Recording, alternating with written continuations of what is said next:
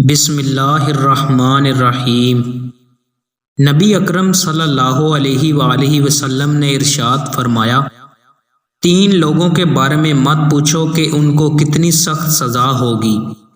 وہ شخص جو مسلمانوں کی جماعت سے الگ ہو جائے اور اپنے امیر کی نافرمانی کرے، وہ غلام جو اپنے مالک سے بھاگ جائے اور اسی نافرمانی میں اسے موت آ جائے، وہ عورت جس کا خاوند اس کو ضروریات اور خرچہ دے کر کہیں چلا جائے اور وہ اس کے مال اور اپنی عفت کے ساتھ خیانت کرے۔ دوستوں، مزید اچھی ویڈیوز کے لیے چینل کو سبسکرائب لازمی کریں۔ بہت شکریہ۔